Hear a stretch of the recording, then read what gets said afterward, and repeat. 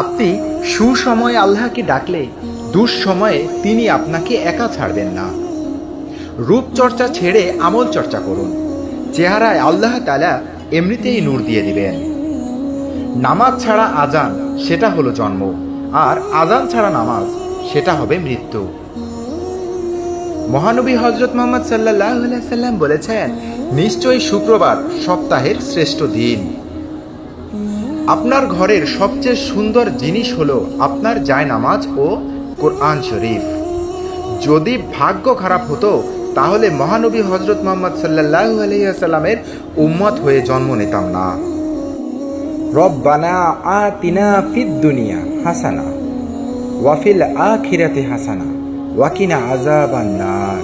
অর্থ, হে আমার প্রভু, আমাকে দুনিয়াতে কল্যাণ দান করো, আখিরাতেও কল্যাণ দান করো, এবং আমাকে জাহান্নাম থেকে বাঁচাও।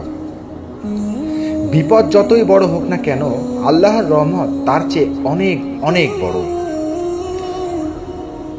মহানবী হযরত মুহাম্মদ সাল্লাল্লাহু আলাইহি সাল্লাম বলেছেন, যে ব্যক্তি ধোঁকাবাজি করে তার সাথে আমার কোনো সম্পর্ক নেই। সময় পেলে কবরস্থান থেকে একবার ঘুরে আসুন, দেখবেন আপনার অহংকার ধুলোয় মিশে যাবে। বান্দার চোখের পানি নাকের ডগায় পৌঁছানোর আগে আল্লাহ তাআলা দোয়া কবুল করে নেন। যে ব্যক্তি 2 রাকাত নামাজে 30 পারা কোরআন পড়তেন, তিনি হলেন আমাদের প্রিয় নবী হযরত মুহাম্মদ সাল্লাল্লাহু আলাইহি ওয়াসাল্লাম। মহানবী হযরত মুহাম্মদ সাল্লাল্লাহু আলাইহি ওয়াসাল্লাম বলেছেন, চুপ থাকা একটি পরিশ্রমহীন ইবাদত।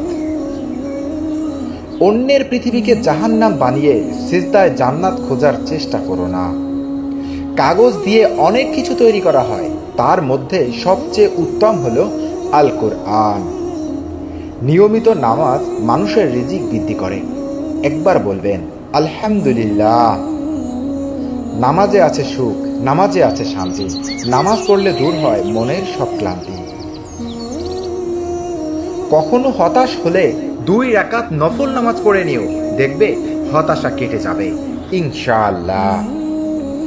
আমি সবচেয়ে বড় ধনী, কারণ আমি আমাদের প্রিয় নবী হযরত মুহাম্মদ সাল্লাল্লাহু আলাইহি ওয়াসাল্লামের উম্মত।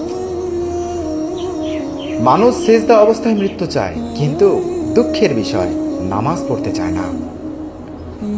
মহানবী হযরত মুহাম্মদ সাল্লাল্লাহু আলাইহি ওয়াসাল্লাম বলেছেন, যে ব্যক্তি আসরের নামাজ ত্যাগ করলো, নিঃসন্দেহে তার আমল নষ্ট হয়ে গেল।